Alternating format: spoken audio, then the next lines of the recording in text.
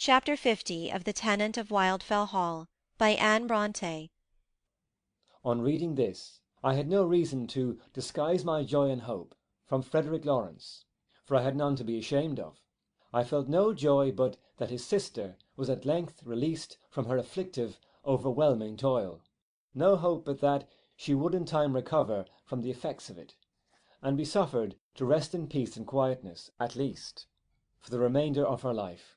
I experienced a painful commiseration for her unhappy husband, though fully aware that he had brought every particle of his sufferings upon himself, and but too well deserved them all, and a profound sympathy for her own afflictions, and a deep anxiety for the consequences of those harassing cares, those dreadful vigils, that incessant and deleterious confinement beside a living corpse, for I was persuaded she had not hinted half the sufferings she had had to endure. "You will go to her, Lawrence," said I, as I put the letter into his hand. "Yes, immediately." "That's right. I'll leave you then, to prepare for your departure." "I've done that already, while you were reading the letter, and before you came, and the carriage is now coming round to the door." Inly approving his promptitude, I bade him good morning, and withdrew. He gave me a searching glance, as we pressed each other's hands at parting, but whatever he sought in my countenance, he saw there nothing but the most becoming gravity. It might be mingled with a little sternness in momentary resentment at what I suspected to be passing in his mind. Had I forgotten my own prospects, my ardent love, my pertinacious hopes? It seemed like sacrilege to revert to them now, but I had not forgotten them. It was, however, with a gloomy sense of the darkness of those prospects, the fallacy of those hopes, and the vanity of that affection, that I reflected on those things as I remounted my horse and slowly journeyed homewards. Mrs. Huntingdon was free now. It was no longer a crime to think of her. But did she ever think of me? Not now. Of course it was not to be expected. But would she, when the shock was over? In all the course of her correspondence with her brother, our mutual friend, as she herself had called him, she had never mentioned me but once, and that was from necessity. This alone afforded strong presumption that I was already forgotten. Yet this was not the worst. It might have been her sense of duty that had kept her silent. She might be only trying to forget. But in addition to this, I had a gloomy conviction that the awful realities she had seen and felt, her reconciliation with the man she had once loved, his dreadful sufferings and death, must eventually efface from her mind all traces of her passing love for me. She might recover from these horrors so far as to be restored to her former health, her tranquillity, her cheerfulness even, but never to those feelings which would appear to her henceforth as a fleeting fancy, a vain, elusive dream, especially as there was no one to remind her of my existence, no means of assuring her of my fervent constancy, now that we were so far apart, and delicacy forbade me to see her or to write to her, for months to come at least. And how could I engage her brother in my behalf? How could I break that icy crust of shy reserve? Perhaps he would disapprove of my attachment now as highly as before. Perhaps he would think me too poorly, too lowly born, to match with his sister. Yes, there was another barrier. Doubtless there was a wide distinction between the rank and circumstances of Mrs. Huntingdon, the lady of Grassdale Manor, and those of Mrs. Graham, the artist, the tenant of Wildfell Hall, and it might be deemed presumption in me to offer my hand to the former, by the world, by her friends, if not by herself, a penalty I might brave, if I were certain she loved me, but otherwise how could I? And finally, her deceased husband, with his usual selfishness, might have so constructed his will as to place restrictions upon her marrying again, so that you see I had reasons enough for despair if I chose to indulge it. Nevertheless, it was with no small degree of impatience that I looked forward to Mr. Lawrence's return from Grassdale, impatience that increased in proportion as his absence was prolonged.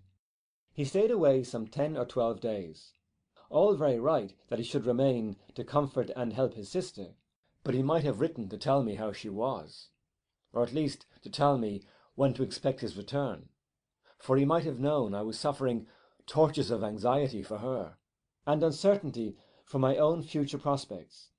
And when he did return, all he told me about her was that she had been greatly exhausted and worn by her unremitting exertions in behalf of that man who had been the scourge of her life, and had dragged her with him nearly to the portals of the grave, and was still much shaken and depressed by his melancholy end, and the circumstances attendant upon it. But no word in reference to me, no intimation that my name had ever passed her lips, or even been spoken in her presence. To be sure, I asked no questions on the subject. I could not bring my mind to do so, believing as I did that Lawrence was indeed averse to the idea of my union with his sister.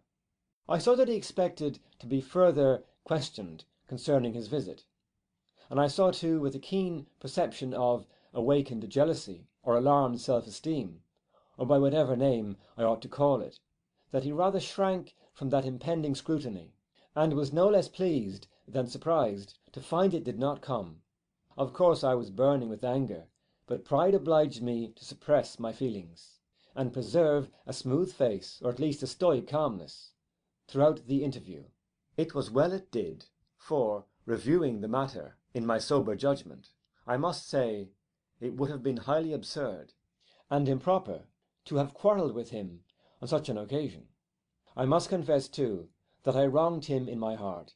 The truth was, he liked me very well, but he was fully aware that a union between Mrs. Huntingdon and me would be what the world calls a misalliance, and it was not in his nature to set the world at defiance, especially in such a case as this, for its dread laugh or ill opinion would be far more terrible to him, directed against his sister, than himself.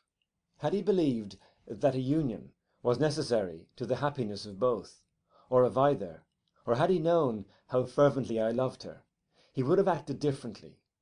But seeing me so calm and cool, he would not for the world disturb my philosophy, and though refraining entirely from any active opposition to the match, he would yet do nothing to bring it about, and would much rather take the part of prudence in aiding us to overcome our mutual predilections than that of feeling to encourage them. And he was in the right of it, you will say. Perhaps he was. At any rate, I had no business to feel so bitterly against him as I did. But I could not then regard the matter in such a moderate light, and after a brief conversation upon indifferent topics I went away, suffering all the pangs of wounded pride and injured friendship, in addition to those resulting from the fear that I was indeed forgotten, and the knowledge that she I loved was alone and afflicted, suffering from injured health and dejected spirits, and I was forbidden to console or assist her, forbidden even to assure her of my sympathy, for the transmission of any such message through Mr. Lawrence was now completely out of the question. But what should I do? I would wait and see if she would notice me, which of course she would not, unless by some kind message entrusted to her brother, that in all probability he would not deliver, and then, dreadful thought, she would think me cooled and changed for not returning it, or perhaps he had already given her to understand that I had ceased to think of her. I would wait, however, till the 6 months after our parting were fairly past, which would be about the close of February, and then I would send her a letter, modestly reminding her of her former permission to write to her at the close of that period, and hoping I might avail myself of it, at least to express my heartfelt sorrow for her late afflictions, my just appreciation of her generous conduct, and my hope that her health was now completely re-established, and that she would some time be permitted to enjoy those blessings of a peaceful, happy life, which had been denied her so long, but which none could more truly be said to merit than herself, adding a few words of kind remembrance to my little friend Arthur, with a hope that he had not forgotten me, and perhaps a few more in reference to bygone times, to the delightful hours I had passed in her society, and my unfading recollection of them, which was the salt and solace of my life, and I hoped that her recent troubles had not entirely banished me from her mind. If she did not answer this, of course I should write no more. If she did, as surely she would in some fashion, my future proceedings should be regulated by her reply.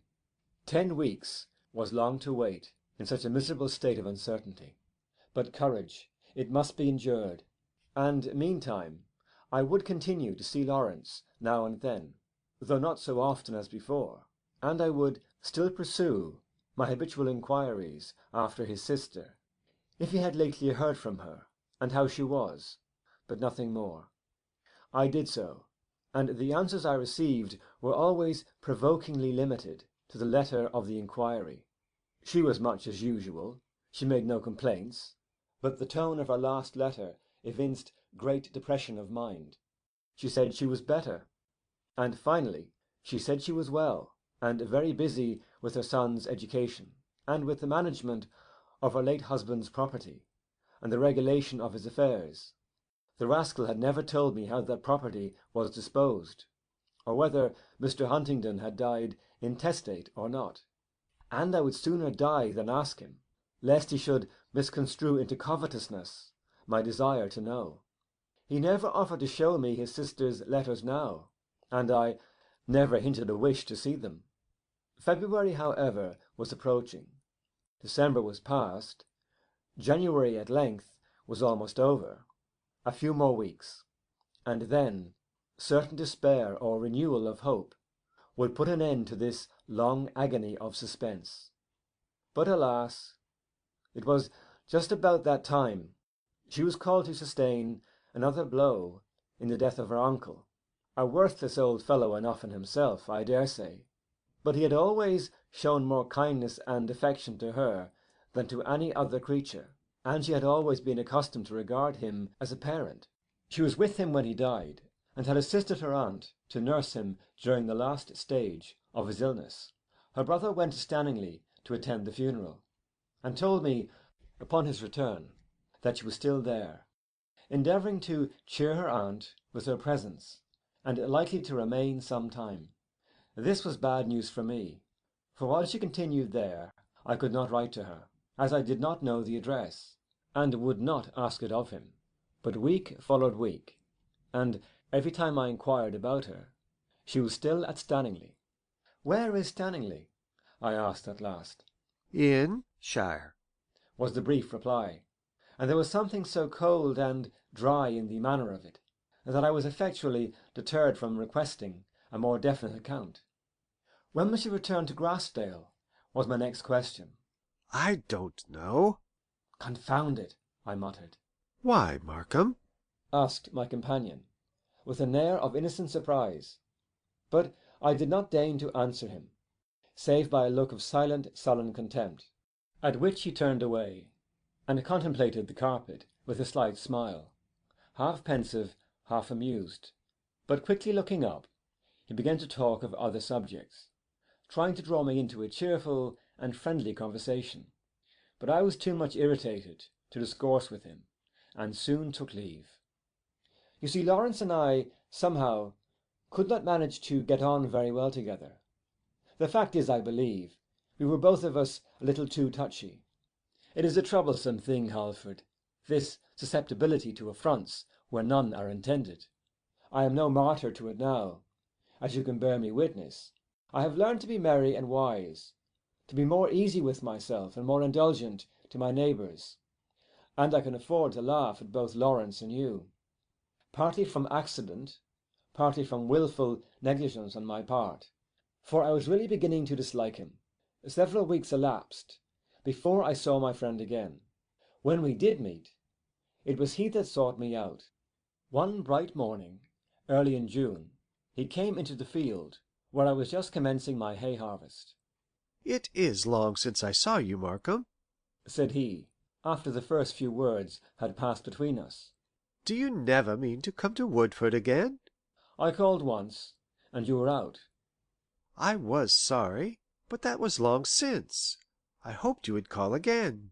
And now I have called, and you are out, which you generally are, or I would do myself the pleasure of calling more frequently. But being determined to see you this time, I have left my pony in the lane, and come over the hedge and ditch to join you, for I am about to leave Woodford for a while, and may not have the pleasure of seeing you again for a month or two. Where are you going? To Grassdale first, Said he, with a half smile he would willingly have suppressed if he could. To Grassdale? Is she there, then? yes, but in a day or two she will leave it to accompany Mrs. Maxwell to F for the benefit of the sea air, and I shall go with them. F was at that time a quiet but respectable watering place. It is considerably more frequented now. Lawrence seemed to expect me to take advantage of the circumstance to entrust him with some sort of a message to his sister, and I believe he would have undertaken to deliver it, without any material objections, if I had had the sense to ask him, though of course he would not offer to do so, if I was content to let it alone. But I could not bring myself to make the request, and it was not till after he was gone that I saw how fair an opportunity I had lost, and then indeed I deeply regretted my stupidity and my foolish pride, but it was now too late to remedy the evil. He did not return till towards the latter end of August. He wrote to me twice or thrice from F, but his letters were most provokingly unsatisfactory, dealing in generalities or in trifles that I cared nothing about, or replete with fancies and reflections equally unwelcome to me at the time, saying next to nothing about his sister, and little more about himself. I would wait, however, till he came back. Perhaps I could get something more out of him then. At all events, I would not write to her now, while she was with him and her aunt, who doubtless would be still more hostile to my presumptuous aspirations than himself. When she was returned to the silence and solitude of her own home, it would be my fittest opportunity. When Lawrence came, however, he was as reserved as ever on the subject of my keen anxiety. He told me that his sister had derived considerable benefit from her stay at F, that her son was quite well, and alas, that both of them were gone, with Mrs. Maxwell, back to Stanningley, and there they stayed at least 3 months. But instead of boring you with my chagrin, my expectations and disappointments, my fluctuations of dull despondency and flickering hope, my varying resolutions, now to drop it, and now to persevere, now to make a bold push, and now to let things pass, and patiently abide my time, I will employ myself in settling the business of one or two of the characters introduced in the course of this narrative, whom I may not have occasion to mention again. Some time before Mr. Huntingdon's death, Lady Loughborough eloped with another gallant to the Continent, where, having lived a while in reckless gaiety and dissipation, they quarrelled and parted. She went dashing on for a season, but years came and money went.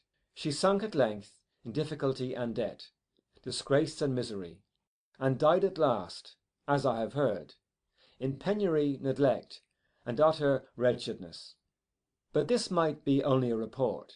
She may be living yet, for anything I, or any of her relatives, or former acquaintances, can tell, for they have all lost sight of her long years ago, and would as thoroughly forget her, if they could.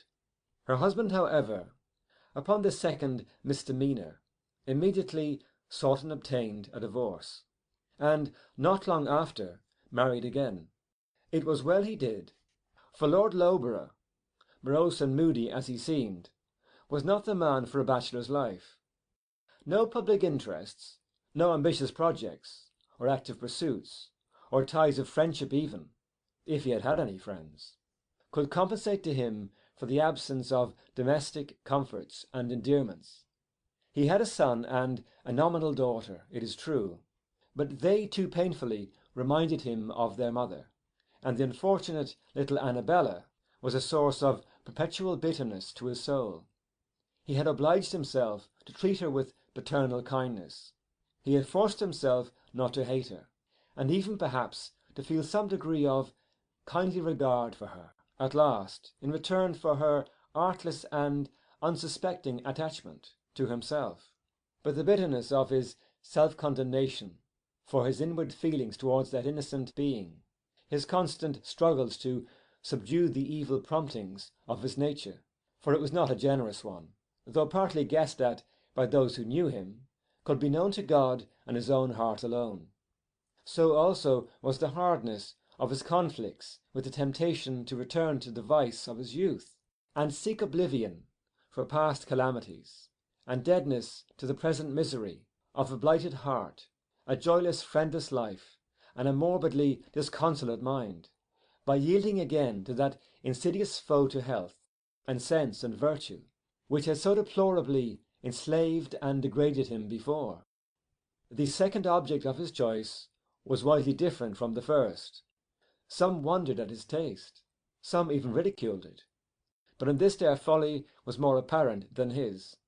The lady was about his own age, i.e. between 30 and 40, remarkable neither for beauty nor wealth nor brilliant accomplishments, nor any other thing that I ever heard of, except genuine good sense, unswerving integrity, active piety, warm-hearted benevolence, and a fund of cheerful spirits. These qualities, however, as you may readily imagine, combined to render her an excellent mother to the children, and an invaluable wife to his lordship.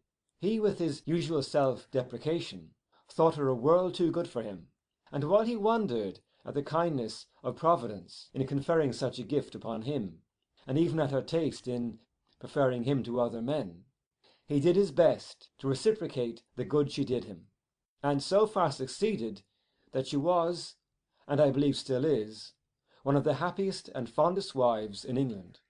And all who question the good taste of either partner may be thankful if their respective selections afford them half the genuine satisfaction in the end, or repay their preference with affection half as lasting and sincere. If you are at all interested in the fate of that low scoundrel Grimsby, I can only tell you that he went from bad to worse, sinking from bathos to bathos of vice and villainy, consorting only with the worst members of his club and the lowest dregs of society, happily for the rest of the world, and at last met his end in a drunken brawl, from the hands, it is said, of some brother scoundrel he had cheated at play. As for Mr. Hattersley, he had never wholly forgotten his resolution to come out from among them, and behave like a man and a Christian, and the last illness and death of his once jolly friend Huntingdon so deeply and seriously impressed him with the evil of their former practices, that he never needed another lesson of the kind.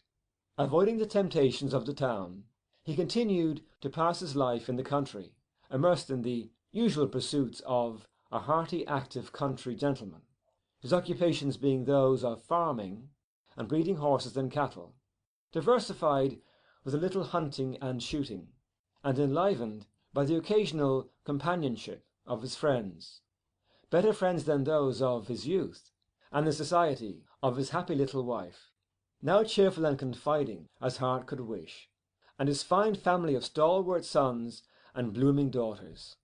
His father, the banker, having died some years ago and left him all his riches, he is now full scope for the exercise of his prevailing tastes, and I need not tell you that Ralph Hattersley, Esquire, is celebrated throughout the country for his noble breed of horses.